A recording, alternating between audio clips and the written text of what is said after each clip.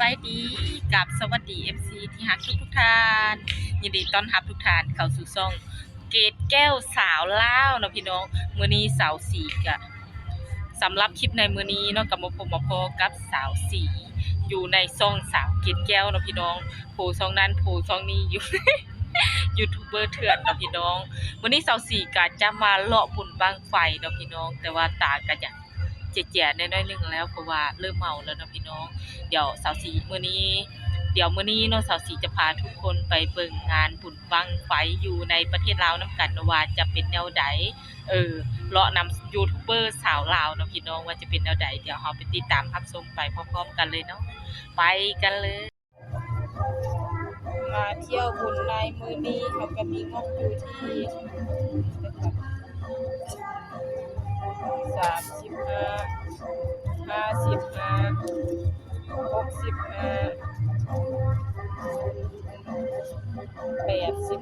ครับเที่ยวบุญรวยไปสบายดีสวัสดีจ้ามื้อนี้สาวเกตแก้วกับสาวสีสิพา FC ทุกคนไปเลาะเบิ่งบุญบั้งไฟประเพณีที่ประเทศลาวว่าจะเป็นจังไดเบิ่งบรรยากาศเอาเด้อทุกคนมาจ้าเบิ่งสาวสีซับปุงเปานั่นเองทุกคนลงทุนไปเท่าใดหั่นนะพี่น้องเบิ่งเอาเนาะว่าจะได้กินบ่มื้อนี้เนาะเริ่มเลือกดอกแล้วเด้อวันนี้เด้อซับไปโดนหรือไม่โดนกระทารุ่นกันพี่น้องโอ้ดอกหนึ่งยอดเยี่ยมมากดอกสองบ่ได้ทุกคนลองรุ่นอีกว่าจะได้บ่อืมใส่เลยทาเลือกอยู่อุ้ยจ่ายเงินอีกลืมจ่ายเงินโทนดอกสาม ทำท่าเขินกล้องอีกโอ้สุดยอดมากก็จะได้กินน้ำยังเนาะทุกคนวันนี้เนาะสาวสี่พุ่นซับปุงเปาอัสไซอะโย บ่ได้ม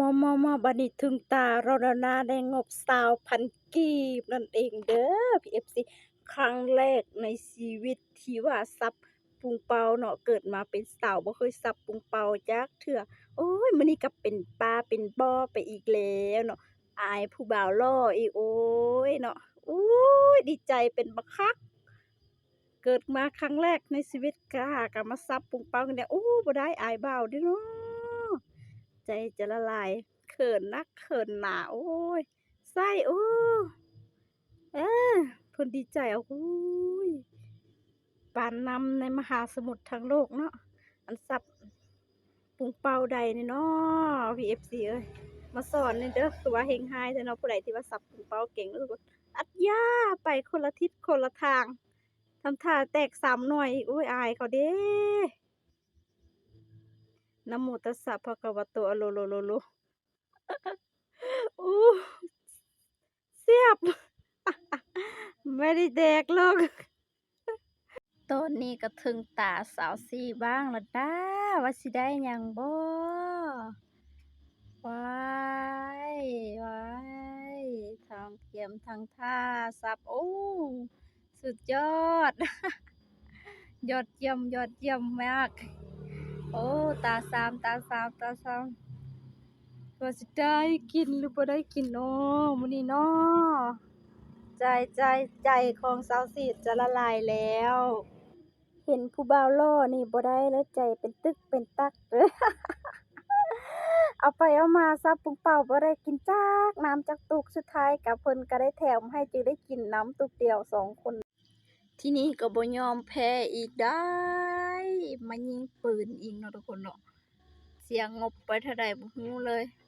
ว่าแต่มื้อนี้ก็เต็มที่จ่ายตังค์จ่ายเงินมื้อนี้ใจใหญ่ ยูทูบเบอร์กระโปรงโลกไปแล้ววันนี้ จ้าเกียม มาลุ้นอีกแล้วว่าสิได้ยำนำหยังเนาะบัดนี้เนาะจ้าโป้งปังโป้งปัง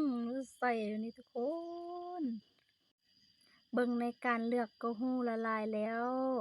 ว่าจะได้กินหรือบ่ได้กินเนาะน้ำมื้อนี้เนาะเพื่อความม่วนซื่อๆเด้อPFC อันที่ว่าได้กินก็บ่ได้กินแล้ว โอ้ผู้ FC อันยืนเชียร์อยู่เด้อป้องบ่ได้บ่ได้บ่ได้ แล้วก็ไม่มีการยอมแพ้นะคะ ใส่อีกลูกที่2จ้า เป็นไงเป็นกันให้มันรู้ไปเลยปู้อันเบิ่งสิ่งที่อยากได้แม่นอันบ่สมกับการยิงเลยทุกคน บ่สมกับการที่ยิงไปเลยยูทูบเบอร์ลงพื้นที่กันสิประมาณนี้แหละเนาะ PFC เอ้ยเอ้าบ่ได้ โอ้เขินผู้บ่าวหล่ออีกบัดนี้โอ้ยตายๆๆๆแต่ก็บ่ยอมแพ้สาวเกตแก้วก็มาลุยต่ออีกอยากได้น้ำแฮงทุกคนโอ๊ยอันการยิงคือสิแบบบ่รอดเนาะ ตายๆๆๆๆๆบ่ได้กินบ่ได้กินดอกเดี๋ยวนี้เนาะ อืครั้งแรกของอีสันเด้อที่ได้ยิงนี่เนาะโป๊ะบักกะลอกตายหน้าบูดหน้างอแล้ววันนี้เขาบ่แถมเหลือลูกสุดท้ายเนาะจักได้ลูกสุดท้ายอมเพียงระบ่ระบายระบายต้องได้ใส่ๆๆเปรอะๆจืดเป้าแม่แดกหมดแล้ว เสียเงินไปแล้วก็แต่บ่ยอมทุกคนบ่ได้กินก็ยาก เห็นบั้งไฟแวบๆก็แวะซื้อบั้งไฟสักแป๊บหนึ่งซะเพิ่นขายลูกเท่าใดตัวใหญ่ก็อาจจะ20,000เนาะทุกคนเนาะตัวน้อยก็อาจจะ10,000เนาะอาจ10,000กีบเนาะทุกคนบ่แม่น10,000บาทเด้อฮ่าๆจัดไปหญิงโปร่งปลั่งอยู่ไสอีกเนาะสาวสีเสียเงินไปบ่เท่าใดแล้วมื้อนี้ก็มื้อเที่ยวมื้อเลาะนั่นเองเนาะเปลี่ยนไปเปลี่ยนมาสลับมา ล่าสุดไปจุดบั้งไฟก็เอาบั้งไฟมาจุดอยู่เฮือนเป็นเก่าเช่นเดิม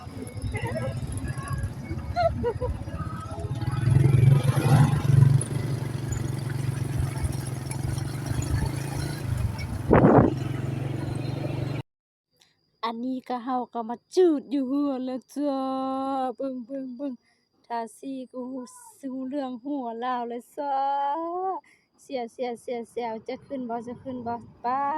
ซิวตกหลังคาเฮือนโอ๊ยตายเออๆเว้าหยอกอ้าวๆๆอายอันนี้สิจุดจับหรือว่าบ่ได้ติโอ้ๆๆหลบขึ้นแท้อ้าวชิวตกใส่บ่รู้เรื่องจ้า ป๊านี่ก็คือฮอดงานแล้ว FC เนาะ ทุกคนเนาะ งานกันสิประมาณ คน นี้ ก็อาจจะหลายเติบ คือแบบว่า เบิ่ง คนหลา เพิ่นมาย กินเหล้า แล้ว กินเบียร์อยู่บ่อนจุดบั้งไฟเลยเนาะ แล้วเนาะทุกคนเนาะ ป๊า ว่า โต มาสุ่มงานบุญบั้งไฟประเพณีลาวนั่นเองเด้อก็สิประมาณนี้แหละทุกคนมื้อนี้เด้อขอบอกขอบใจ PFC ทุกคนที่ติดตามสาวเกดแก้วมาตลอดแล้วก็ฝากเป็นกำลังใจให้สาวเกดแก้วเนี่ยเด้อสำหรับนี้ขอลาไปก่อนบ๊ายบาย